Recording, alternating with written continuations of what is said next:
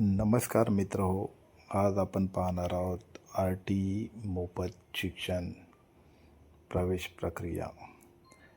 RTE 2026-27 शाळेचे registration 30/1/2026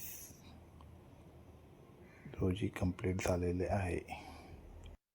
तर आपण या व्हिडिओमध्ये RTEसाठी एकूण शाळा किती आहेत, RTE अंतर्गत एकूण जागा किती उपलब्ध आहेत, हे सर्व डिटेल्स या व्हिडिओमध्ये आपण पाहणार आहोत.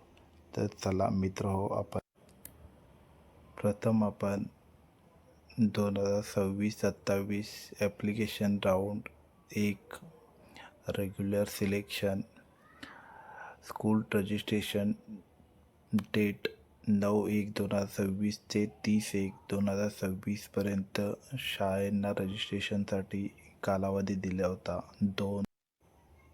दोनदा त्यांचा कालावधी हा वाढवण्यात आला होता. रजिस्ट्रेशनसाठी कोणत्या शाळा राहिल्या असतील तर ते पूर्ण करता येतील, त्यासाठी त्यांना दोनदा कालावधी वाढवून दिला होता. महाराष्ट्रातील टोटल डिस्ट्रिक्टमध्ये किती शाळांचे रजिस्ट्रेशन झाले, कोणत्या जिल्ह्यात किती शाळा RTE अंतर्गत रजिस्टर झाल्या आहेत, RTE अंतर्गत वेकेन्सीज किती आहेत, हे सर्व डिटेल्स या लिस्टमध्ये आपल्याला बघायला मिळेल. त्यानंतर टोटल ॲप्लिकेशन, सिलेक्शन आणि कन्फर्म ॲडमिशन ही नंतरची प्रोसेस.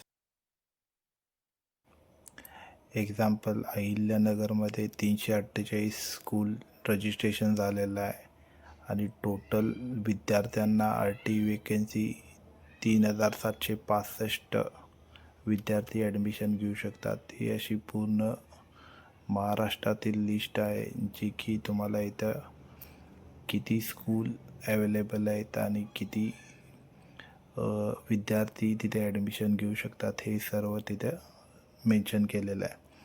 आणि टोटल महाराष्ट्रात 8492 स्कूल आहेत.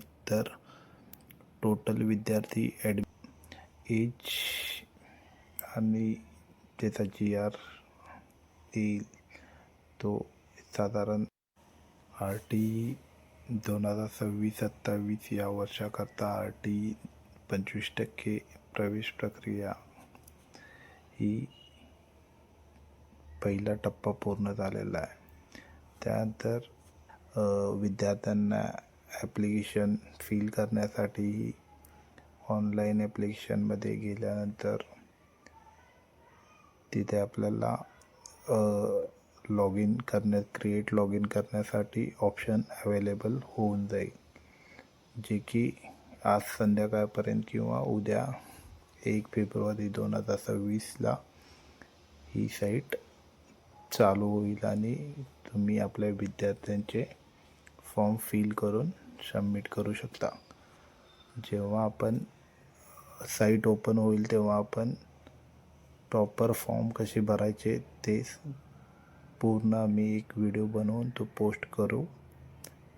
जर हा व्हिडिओ तुम्हाला आवडला असेल तर लाईक अँड सबस्क्राईब करा, जेणेकरून तुम्हाला RTE संदर्भातील पूर्ण माहिती वेळोवेळी मिळेल.